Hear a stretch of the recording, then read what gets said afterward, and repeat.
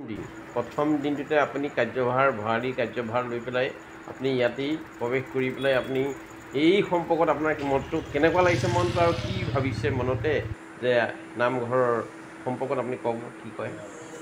মোৰ আজি প্ৰথম এক ঘাটত মনটো বৰ উৎফুল্লিত হৈছে।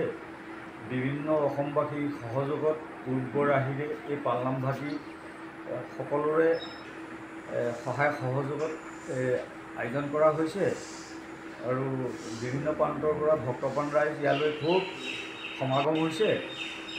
ময়ো ৰাইজৰ দায়িত্বৰ মতে ভৰালীৰ দায়িত্ব অৰ্পণ কৰি মোৰ কামখিনি মই সুচাৰুৰূপে চলাম বুলি সমিতিসকলক অৱগত কৰিছোঁ আৰু আমাৰ ভাদ মাহৰ পালনামভাগী সুচাৰুৰূপে কেনেকৈ ভগৱানে পাৰ কৰে তাৰ কাৰণে ভগৱানৰ ওচৰত প্ৰাৰ্থনা জনাইছোঁ আৰু ইয়ালৈ অহা সকলো ভক্তপ্ৰাণ ৰাইজক মোৰ ফালৰ পৰা মই সাদৰে নিমন্ত্ৰণ জনাই তেখেতসকলৰ সহায় সহযোগ কৰিম বুলিও মোৰ ফালৰ পৰা মই আশীৰ্বাদ আগবঢ়াইছোঁ।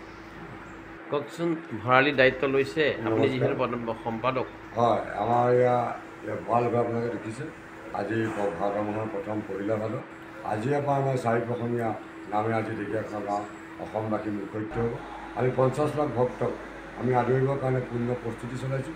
এই মহান পালনামভাগী আজি 1528 চনত আৰু 1450 শকত গুৰুজনাই অক্ষয় বন্তি গছ জ্বলাই থৈ গৈছিলে। সেই অক্ষয় বন্তি গছ আজিও অক্ষয় বন্তি ৰূপে জ্বলি আছে আৰু আমাৰ জনবিশ্বাস মতে আজি পবিত্ৰ ভাদ মাহত যদি কোনোবা এজনে আহি পেলাই চাকি গছ জ্বলায় তেতিয়া আমাৰ মনৰ কামনা পূৰ্ণ হয় বুলি আমাৰ সেয়ে আমি ভৰালী পৰিত্যাগ পৰিচালনা কমিটি, নাম কমিটি, কৃষ্টি কমিটি সমূহ গাঁওবাসী হৈ পেলাই অসমবাসী জাতি ধৰ্ম নিৰ্বিশেষে সকলোকে আমি সাদৰে নিমন্ত্ৰণ জনাইছোঁ আৰু সকলোৱে আহি পেলাই এই কামভাগী হাতে পাতে লাগি পেলাই সাফল্যমণ্ডিত কৰাৰ কামনাৰে আমি আজিৰ পৰা যি মহান পালনাম আৰম্ভ কৰিম।